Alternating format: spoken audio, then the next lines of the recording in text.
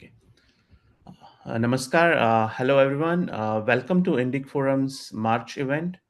We are a San Jose based nonprofit which acts as a platform um, for authors, historians, scholars in Indic traditions. For this month, we have with us Shri Ratul Chakraborty. He's one of the most accomplished video game makers in India. He's fascinated by history and people, This and meeting is is fascinated by history and people and the two lenses which form the foundation of his creative perspective. So he took a break from his career in 2019 and has published this interesting book, Vritrahan. Crafted entirely in free verse, Vritrahan draws on the storytelling tradition of Katha, where narratives serve as reflections on life's fundamental dilemmas rather than as a mere entertainment. Uh, this is an innovative structure, and it's a pleasure to host Ratulji. We'll have the author speak about his book for a few minutes, and then we'll open the floor for questions. We want this session to be more interactive rather than one way. And viewers are encouraged to type their questions either in Zoom chat or ask them directly when we open the forum for questions. I think most of the times we host authors who write nonfiction books. But this is a fiction book, and even there I think it's written in a very interesting style, not the usual kind of books that we deal with. So I think it's going to be a very interesting session. Please note that this meeting is being recorded and also live streamed on YouTube and other platforms. So having said that, I think the floor is all yours, Ratulji. Namaskar, everybody, and it's such a pleasure um, to be uh, uh, to be with Indic Forum. So let me first share. I prepared a couple of slides, but I'll try to go through them as quickly as possible so that we can have more time for discussions and everything.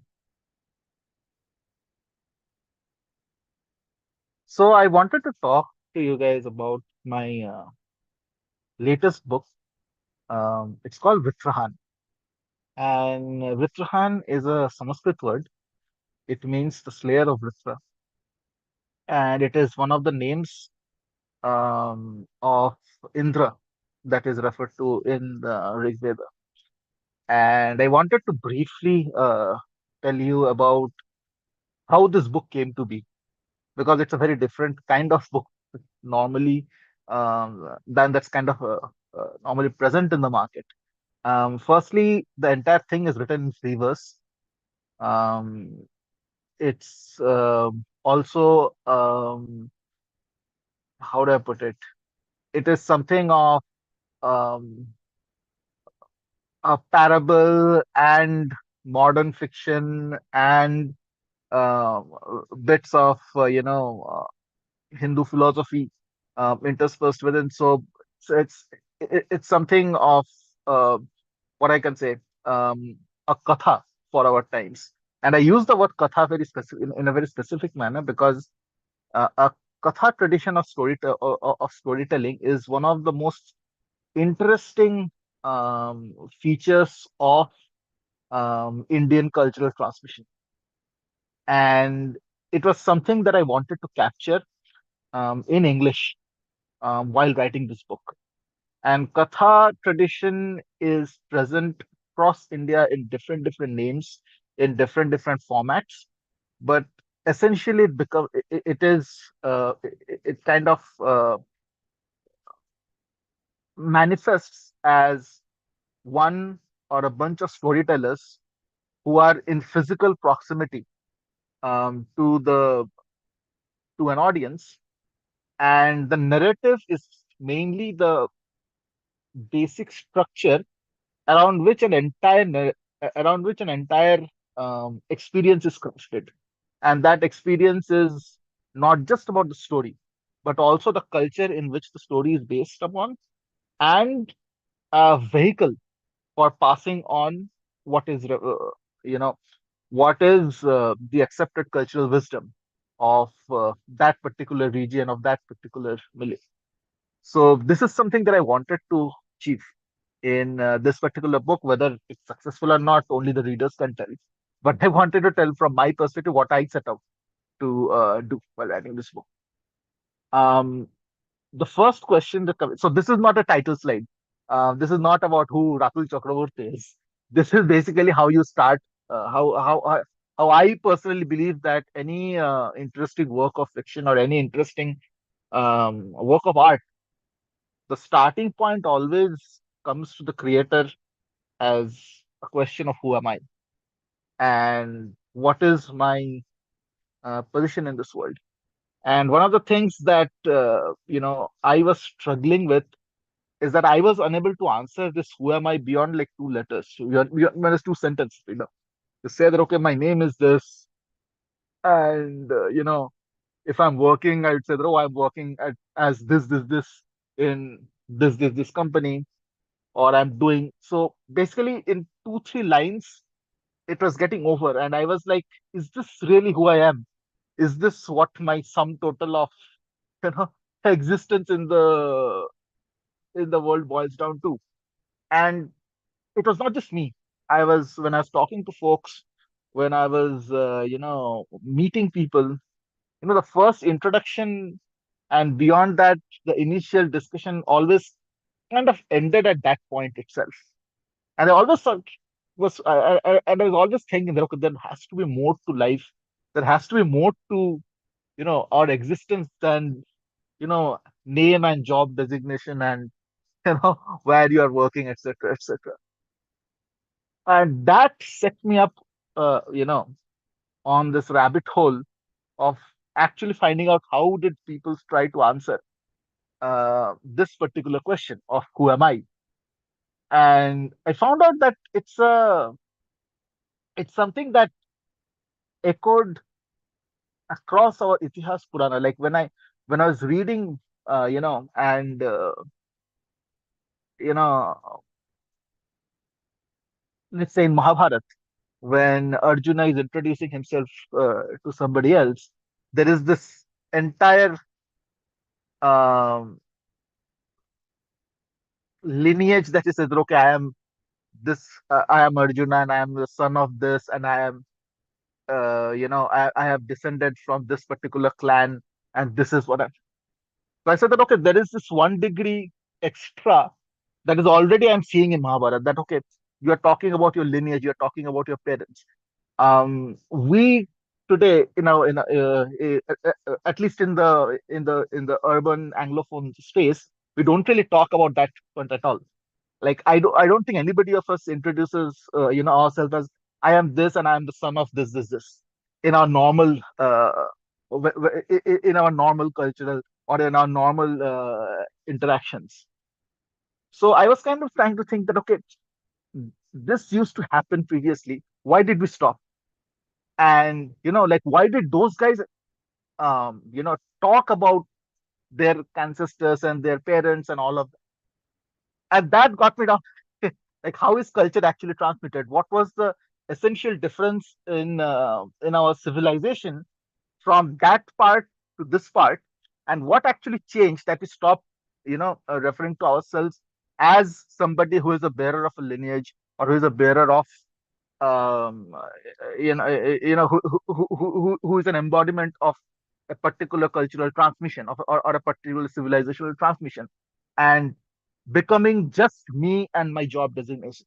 So that was something that kind of started me off, and I started digging. And one of the things that I kind of found out that the more I started researching into our culture, the more I realized how powerful stories are. The more I started to realize that you know every person um, has their own story.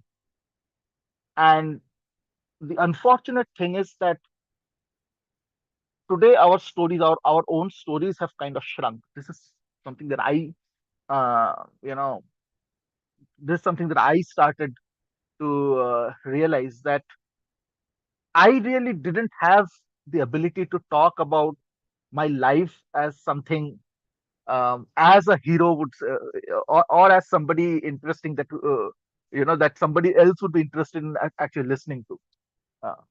And I said that, okay, why is that?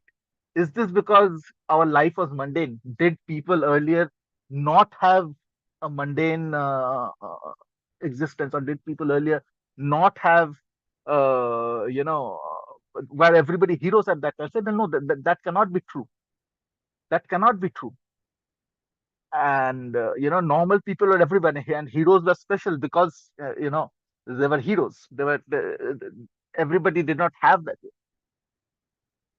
And that's where I started to figure out that, okay, perhaps it's less to do about doing extraordinary things and more to realize how extraordinary a normal existence, quote unquote, normal existence can be. And what can make that a normal existence extraordinary? What was the missing ingredient that I could not see, but, perhaps the ancestors found fulfillment in? And ultimately settled upon the fact that most of the time, um, we don't have purpose in life.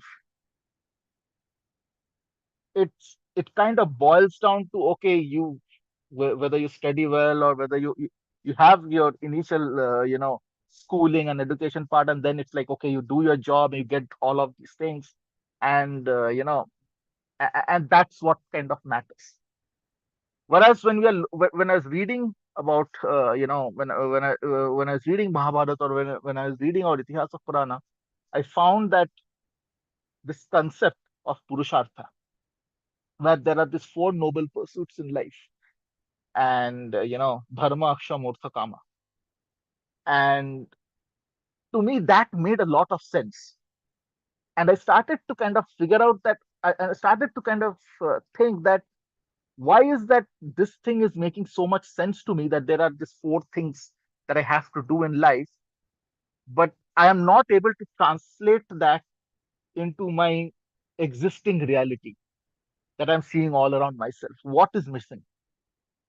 And I realized that currently our existence is purely based upon the Artha Kama axis. Everything that we do is kind of measured against those two axes. That what is the Artha quotient of it, and am I able to fulfill my Kama or desire, based upon the Artha power that I am able to uh, accumulate. And this led me to think that, okay, what is the fundamental difference? Like, why did this happen? Why did dharma and moksha completely vanish off the axis? And why did this exist for our ancestors? And then I realized that I had unconsciously, and most people I know also have unconsciously rejected a fundamental premise that all our ancestors had in mind, which was basically the theory of karma and the theory of reincarnation. Unless you have a fundamental belief that, okay, a karmic uh, balance exists in the universe, and unless you have a fundamental belief that life is not like one life, but life is life starts, ends, and starts again, until you know get to that final realization, um uh, until moksha becomes the final escape from this uh, never-ending spiral of birth and death. The other concepts of, whether it is purushartha, whether it is dharma, whether it's moksha, will not make sense at all.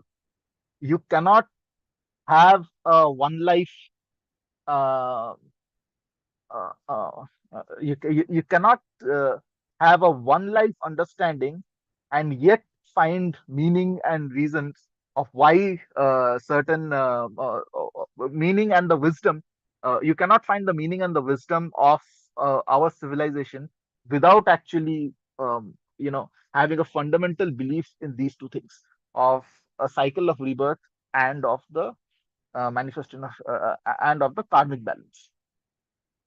And then when I started looking back and started questioning my assumptions, I found that it started making sense that, okay, because we do not actually believe instinctively in karma and reincarnation anymore, the dharma and the moksha axis becomes completely meaningless. And why do they become meaningless? Because if your life is going to end after one birth at all, then neither karma in the way it is envisaged in our philosophy, nor moksha, which is liberation from the cycle of birth and rebirth, neither of those two will make sense. And if those two doesn't make sense, our entire the ontological basis on which everything um, the ontological basis on which our entire philosophy is constructed, and our entire value system is constructed, will start crumbling. So I thought that, okay, I need to tell a story in which uh, this particular view of life, that we are in a cycle of birth and rebirth until we find moksha, and karma exists, and karmic balance is something that exists in this world, and there are consequences to actions. Um, unless this drishti is like, I wanted to write something that makes this particular viewpoint, this particular drishti, as a uh, as a normative condition of that work of fiction. That you start off with without question. We start off with the basis that this is something that exists, and I think that is what kind of um, separates out Vritrahan from a lot of modern day works, because I fix this particular drishti as the base on which everything else in the book is constructed. Um, the second part of what makes this book, interesting in my point, is this story of Indra and Vritra, and it is a very interesting tale. In my opinion, this is, I think, from whatever I have read, is the only mythic cycle which is present in the Vedas. It is present in the Itihasas, both Ramayana and Mahabharata. It is present in the Puranas, and it is present in the various um, what do you say, the regional the regional variations of the Itihasas and Puranas also, like in Kamban Ramayan, or whether in Kritivasi Ramayan, in Kashidasi Mahabharata, all of those has this particular story. And the really fun thing is that in all of these stories, the details actually differ. The the Vritra and the Indra story that you don't find it directly in Vedas. Yet there are allusions to this great battle in a lot of verses. The vibe there is very different from the way it is presented in the Ramayana.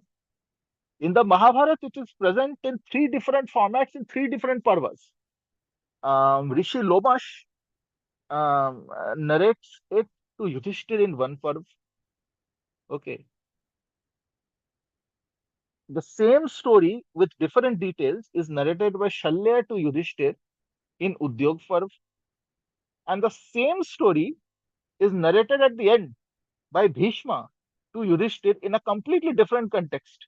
Okay, in the final parts of the epic, where Yudhishthir goes and seeks advice from Bhishma, who is lying on the bed of arrows, and it and then you go to the Puranas, and in the Puranas it is told in another different way.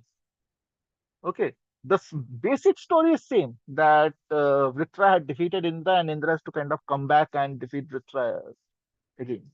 but the details and how finally Indra manages to dislodge Vritra is differs in almost every case. And this to me was really really fascinating. I said, okay, is there a way I can actually synthesize all of these different versions of the stories to present a holistic, uh, you know, uh, retelling of the myth, and fulfill my purpose of, setting the entire book in an original Bharatiya Drishti. And I thought that this also gave me a really interesting chance to talk about something that has always, not puzzled me, but always I found really interesting, is the way Indra is treated in the Vedas is very different to the way Indra is treated in the Itihasas, which is also a bit different to the way Indra is treated in the Puranas. And I thought that, okay, like probably with the synthesis of all of these stories, I can probably figure out a way in which I can, present this change in how Indra is perceived in these different sources uh, to the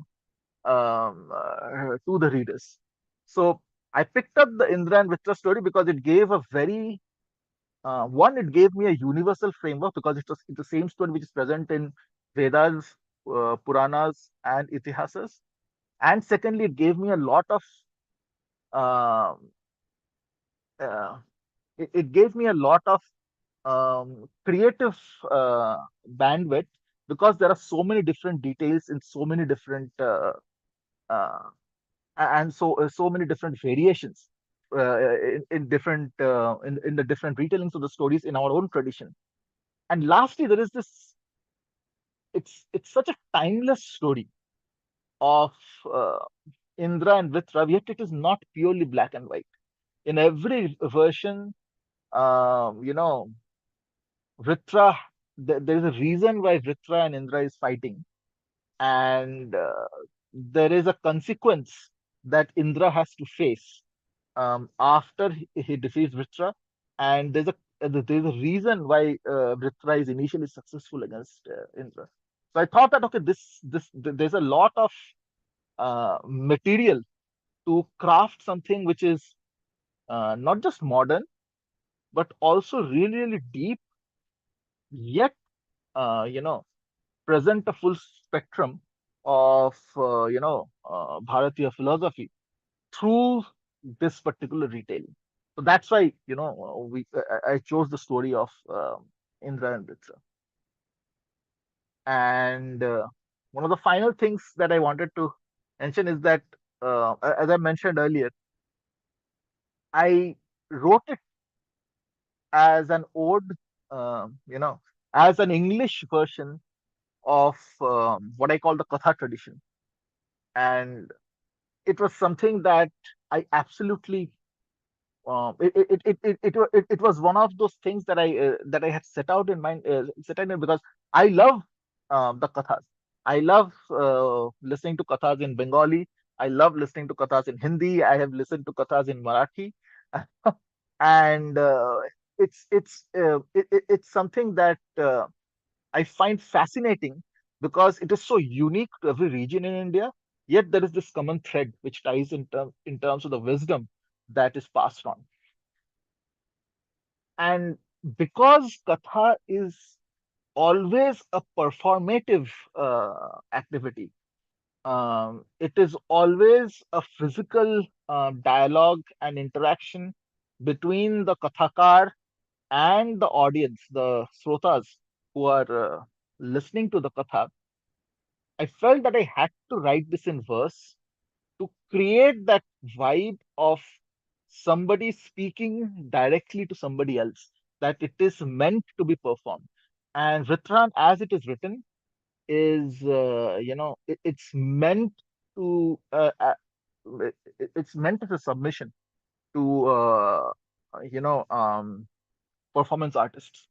for them to take this as a base and have the and unleash the creativity and and make physical productions out of it, because I felt that this is something that I didn't see a lot in modern day Indian English literature. And I thought that, okay, this was something that it was a gap that I can perhaps fulfill. And so everything in Vritrahan is written keeping in mind as if that this is a physical performance that is happening in front of the readers. Whether I have been able to successful, whether I've been able to be successful in that endeavor is something again that's up to the readers to judge. But the intent was that it should be a performative piece which is not bound to a single performance style, but it can be adapted, whether it is dance, whether it is drama, whether it is dance drama, whether it is something else. It's something that's open ended enough, yet structurally it is meant as a performance piece. um so I it took me around 3 years um to finish writing with Khan. um my And initially I was suffering from a huge how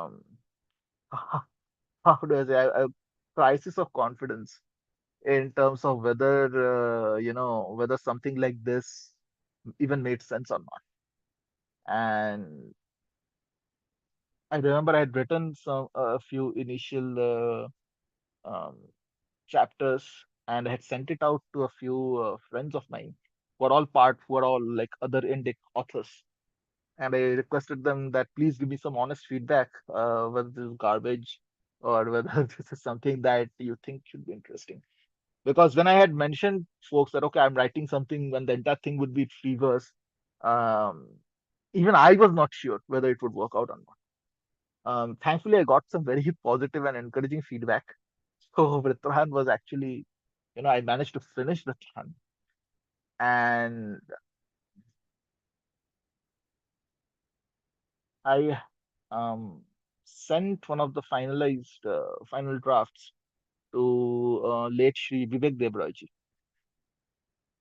and he basically, so I had sent it at night, and next day morning, some 12 o'clock or something like that, he reverted back saying that, Ratul, this is, it was very encouraging. And to me, like, that was like immense validation. And I thought, and when, Vritrahan was uh, final about to get published, I had reached out to him again. I said that, sir, please give me a blurb for it. I'll share that blurb later, what he had sent to me. But I still recall that he said that, with pleasure, and but please don't give me a deadline. Uh, I didn't know at that time that he was in the hospital at that point, and he was undergoing, severe, health issues. I had no idea at that time, and I was very selfishly thinking that, you know, I would ask Vivek Debrojji to actually launch the book also later on. And he sent me, like, after a couple of weeks, he had sent me this this blurb, and I was very happy. But little did I know that this great man would leave us in within a couple of months, I think, from that day. And it is one of my great regrets that I was not able to, physically present the book to him. But I, I one of the dedications in the book is to Vivek Debra, because without his, uh, how do I put it? Without his encouragement and without the great body of work that he has created, not just me, but I think a bunch of other Indic authors. would probably don't even know, we probably wouldn't even exist. So um, I wanted to share the trailer that we had made, that I had made for the pre-order launch of this, and you'll probably see a couple of lines from Vivek Debraji here. I wanted to give you guys the context of why that is there, and you know, let's take a look at it.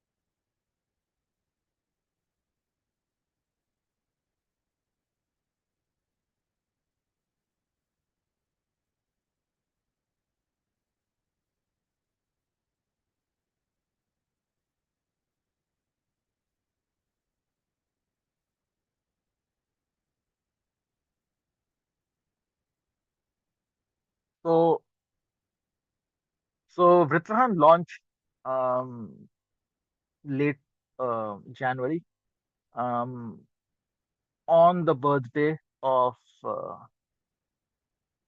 Dr. Vivek Devroy, and this is what he had to say about this particular work. And it's something of it's one of my, one of my life's great honors that I was able to have this interaction with him and was able to share my work for whatever brief duration it was. And this is something that I would carry throughout my life. The other person I am really, really grateful to is Sanjeev Sanyal, who had also helped me a lot um, uh, during the launch of my first book, Sutradhar. He had provided a blurb at that time also. This time also, I had reached out to him and he very readily gave me an. So far the reception has been fairly positive, uh, and I'll share a few of the comments from the various reviews that have come so far. And this is something that uh,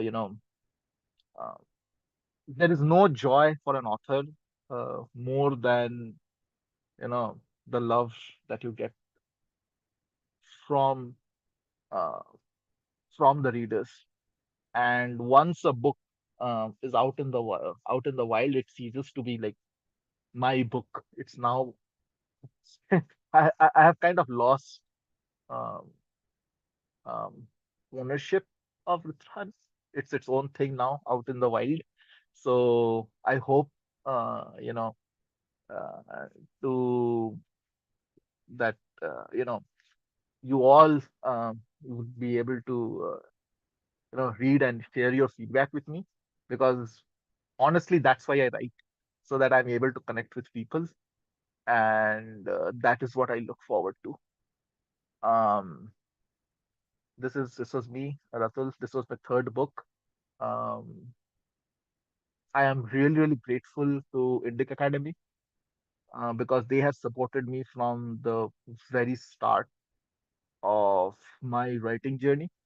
um and I think in terms of uh, uh, providing support uh, to the entire Indic ecosystem, it's probably one of the, you know, it's somebody who I respect and look up to very, very much. Shri Harikiran Vadlamaniji, who is the founder of Vritrahan, he has been taken a lot of personal interest in this culture, and strengthening the cultural base of the Indic movement.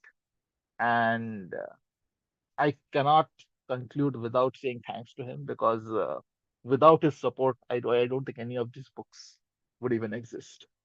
So yeah, that, that's pretty much it. Um, Thank you so much, and I'd love to hear any questions. I really loved book cover art, by the way, for all your books. It's really So, pretty nice. Vritrahan cover was actually painted by me. Oh. It's a watercolor painting that I did. Um, and I did like around 20 paintings probably, and had sent it to the publisher, and this is one of them.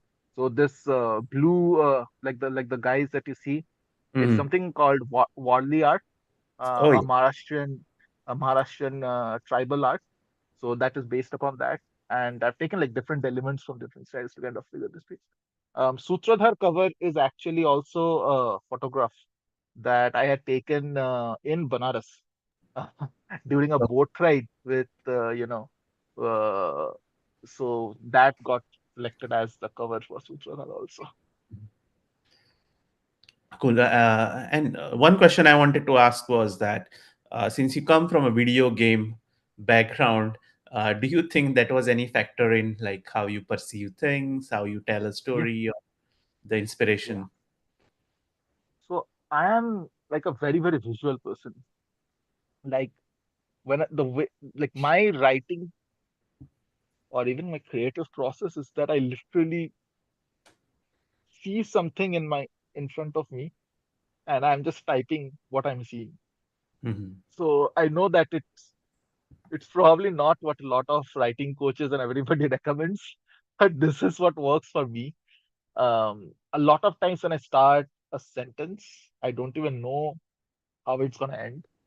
It's very, very stream of consciousness, um, but I need to get into a state where I am able to, actually see that okay, this is what I'm writing, and I kind of translate what I'm seeing into words, and that's how the book slowly emerges out of the void, basically.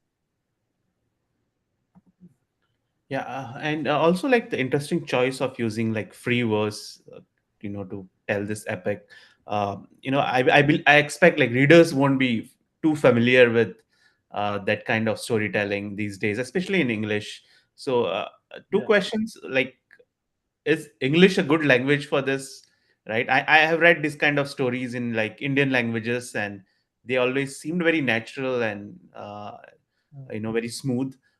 In English, I have always struggled to like um, wonder how would an author express certain ideas about Indra, and these are such a Indian concepts that English is a completely foreign language for these ideas. So that is one question, English as a language. And second is how have readers like perceived this book, especially those who might not be familiar with the actual original story, or may not be interested in the adhyatmic ideas, but someone who picked up the book at the airport and read it.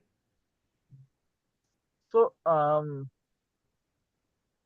think what you mentioned is true, and that's the reason why I've written it in free verse, because it does not exist in English. And I took it as a challenge that okay, I have to write it in English so that that lacuna that I perceive, and that what you are saying, that you haven't read anything like this in English, you have read it in Indian languages. That is something that I had, like that was the gap that I wanted to fulfill. Um, there is no endnotes in the book. I have used Indic untranslatables, and I am very gung ho about this. I am like have I have decided that like there will be zero compromises in terms of particular ideas, in terms of what words and phrases that we are going to use, and um, it is like I think. Indians are probably right now one of the largest group of people who speak English. So it's more like, okay, like I don't need to be apologetic and change Atman into soul, but I will use Atman in the sense of Atman, and people are going to have to understand that. And I'm very unapologetic about it. I'll actually read a bit so that you can understand. And I think that will also answer a bit about, you know, whether this flows as well in English or not. So this is from the very first uh, chapter of the book. This is like the one of the introduction sections of the book. And I'm reading. The Sutradhar speaks. To her lotus feet lead all paths. With her rests all the mysteries which seekers seek. In her benevolence, the lost ones discover the gateway to the ocean of bliss. Home, I am at your doorstep again, reduced to nothing but a tired stray. Let me rest a while, mother. No more do I want to climb the heights. Let me be a kusha stalk, mother, content sufficient, wedded to the wet earth of this land. After all, what else is of value but this fragrant petrichor, promise of light eternal? Yet, can mere existence be enough for one who aspires to be a worthy son? Unthinking of fame of Unthinking of fame and fortune, unmindful of taunts and derision, I must set out on yet another journey far beyond my capacity. Permit this wretched one to undertake a penance, to atone my deeds and warn my peers. Let me record the tale of the fall of heaven's king, the path to his redemption, and the unity he forged. So this was, one of the initial sections. And if you look at a lot of Indian classic Indian literature, you'd find this part of section where they would, invoke the divine as the writer, as the author, setting out on a quest. And this was something that I hadn't seen this in any English book. And I think this is something that's one of the first times that we have, you know I've tried to bring in this vibe, because I said, like, I now considered English to be an Indian language. We have, by sheer volume, we have kind of taken taken it over.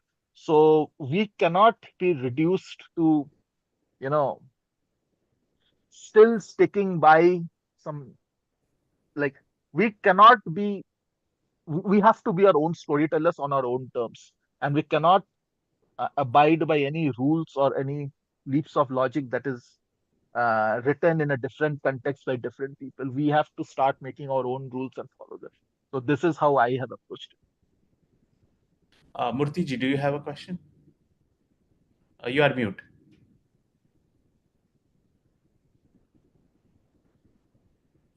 We can't hear you. Like you are speaking. You are muted. Yeah, I got it. Yeah. And thank you a lot. I'm Dr. K.R.S. Murthy. I joined a little late because I saw the email late. I probably will go through the video and talk to the author as well. See, the issue is that what we learn as so-called Indians, Desis, and Athanis, whatever we want to use the word, or any other people from any part of the world, is based on not text. It's based on, we live in a multimedia world. Our eyes are seeing the video in full stereoscopic version as well. And then we are panning and looking at and zoom, our eyes zoom automatically. We hear, we experience, right? And over time, we accumulate knowledge, starting from the childhood, right? When the mother encourages the child to learn and so on, we learn from the mother. So that's the fundamental thing a lot of people forget. And it's a misnomer are a fallacy that people think that they can translate everything into words. I'm an author, right? I'm a public speaker, and all of that we can separately talk offline. And this is what I have been preaching as a professor, as a public speaker from childhood. What I don't believe in writing books. You're sorry that you are a great writer and all of that. You put a lot of effort. Books should not be written, according to me. The world has come to other media that's already there, at least for good number of decades already, and we should be using that. We should be writing essays, articles in multimedia. And so Ratulji, That's the any only plans? way to do. So I have refused writing a book, even though I had offers when I was professor to write books and so on. I said I'm not going to do. But I do conferences, though. I have world record in conference in every topic you can imagine, not necessarily technology. In the foundations of Sanskritam etymology, even the Akshara Shastra and Parashastra, etc., etc., if you want to use the Sanskritam word. So unless we do it, we are trying to take only one dimension to show the multi-dimensional world. And I don't mean negatively, I mean very genuinely that we all have to do as writers. We should not be writers, we should be performers. Yes. On the So stage, you probably we should do I a think drama, we and have more Akshar questions and you to are come. talented people as well. I'll be glad to take in director, bring do music, do everything that I've done in my life. Thank you a lot. I recently played a video game that Chinese game studio made about the monkey journey to the west. That is where, Yeah, it's the story Black about how, Myth, yeah, the dark Black myth. Myth Wukong. Yes, and it's a real Chinese epic, and they created a really wonderful game. Maxine Hall King is her name. And if you actually play the game, you realize that it's not just like entertaining, but they have gone really deep into the philosophical roots, and there are even side characters, their biographies. It's pretty rich. So I was actually just to speak about like the point that Mr. Murthy raised. Like, do you see like a video game kind of Yeah. medium as well, possibly in future? Yeah. So, Taking on different Indian epics. so couple of things I want to mention here. Um, First is that I believe in creating cultural artifacts. I think one of the tragedies that we have had is that we have a lot of amazing discussions and contents which are not cultural artifacts, which are stored as WhatsApp chats, or you know or just on YouTube, or just as part of a Twitter thread or something like that. And all it needs is somebody to click at back end to ban your account, or Yeah, like one button press is, and that is all going into ether. Imagine somebody from 300 years in the future who is trying to learn about us. And if the way historians will do is that they will try to find out actual historical records, right? First hand sources.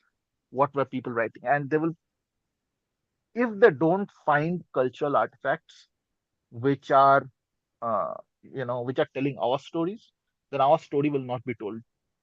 Because a lot of stuff that is happening is going to go out in the ether. It is like, if it is purely digital, then it is something that's probably not going to survive after a certain point. So I think when we look at communication and when we look at culture and cultural transmission, especially, um, as Murthy sir was saying, it needs to be a spectrum. And the point of a spectrum is that, like, every wavelength is very, very important. Like, it's not one discrete thing that, okay, this is what is there, and rest of the things you can discard. I think the entire spectrum, from whether it is social media posts to academia to popular culture to visual culture to interactive culture, all of them needs to be there. And I don't think you can jump from, you know, you can jump over one particular segment and succeed in everything else, because I don't think that's how any culture in the world, can grow. So I would say that, yes, the power of today's technology, the power of today's, um, you know, the power of today's transmission capabilities is exponentially higher, uh, compared to what it was even 10 or 15 years ago. That does not mean that, the alphabet um, of that culture has completely changed. No, it is still there. It's just that there are more and more and more possibilities that can be layered on top of that. So I don't know if Dr. Muti caught this, but I mentioned that Vritrahan was written for performance artists. So it is something that, you know, I've mentioned it in the uh, in one of the forwards to the book. Also, I've mentioned it, that this begs to be translated into different media. My power as me as an author is to write this book. Then, if a chance to collaborate and make this into something greater or more visual, then, as I said, like, the book is not my own now. Once it has reached the public domain, um, the public has the ownership of the book, and they can do anything based on this. Like, whatever way they are able to interpolate and, express themselves, it is there already. But unless I create the starting point and put forth my views, uh, and this drishti and this story in a concrete as a concrete cultural artifact, I don't think a beginning would be possible. On So this is only a beginning, and, you know whatever can be layered on top of that, I think sky is the limit. Yeah, anyone wants to ask more questions?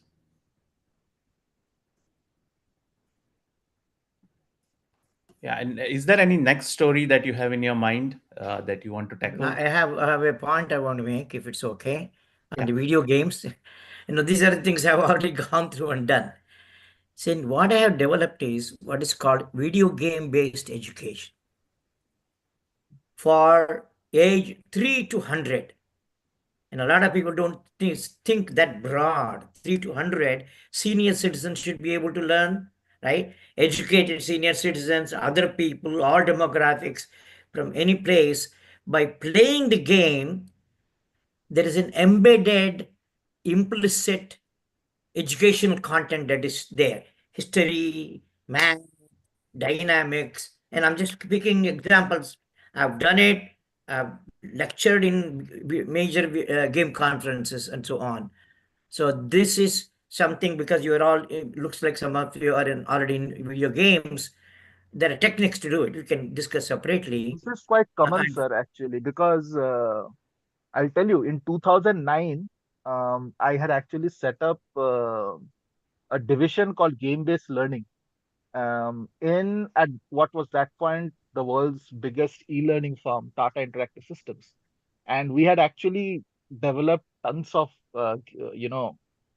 educational content, not just for corporate clients but for militaries, and, you know so I think what you're saying is, it's well understood that games are probably one of the most effective medium of, transmitting behaviors, as well as educating people.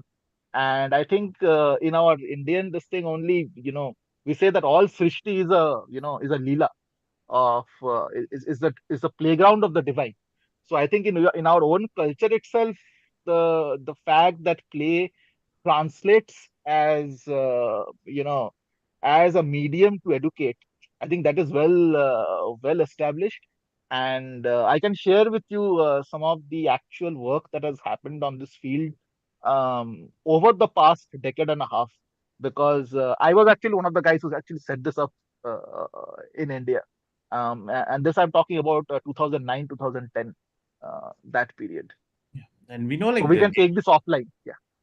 I think the game of snakes and ladders is supposedly like invented by Sri Nyaneshwar in Maharashtra to kind of teach about how you climb towards moksha, and then there is sins that bring you down and so on. So it's like it's part of our culture.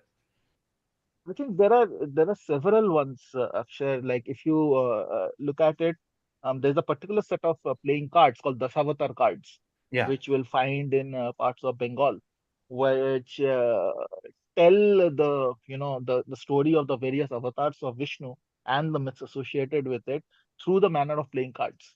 So I think it's like mm, the game tradition that we have, the play tradition that we have in the Indic um, uh, in the baseline Indic cultural experience.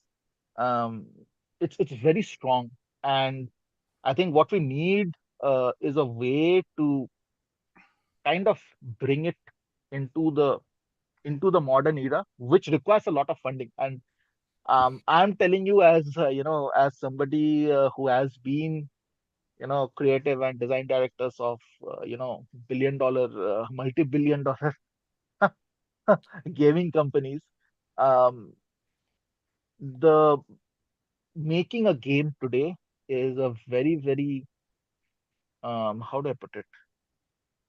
It's a complex challenge, not just about the technical and the creative ability to build a game, but creating the business case and creating the entire yeah, yeah, company of it. So yeah, it's something that it's something that we haven't cracked yet, but it's something that we should think. yeah. Hopefully, we'll be there soon.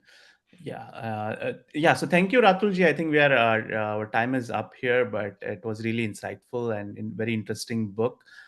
Best of luck for your future books, and let's hope that we hear about Vritrahan even more in different mediums and so on. It's a relatively new book, and I hope it becomes a bestseller and pretty soon. And yeah, thank you for your time, and thanks to all our audience for attending this talk. And next month, we'll have another author come here. So stay tuned. Thank you. Thank, thank you so much. I hope if you like, I'm always available to for any sorts of conversation and feedback. So please feel free to reach out to me. If you have read Vritrahan, I would love to hear your thoughts.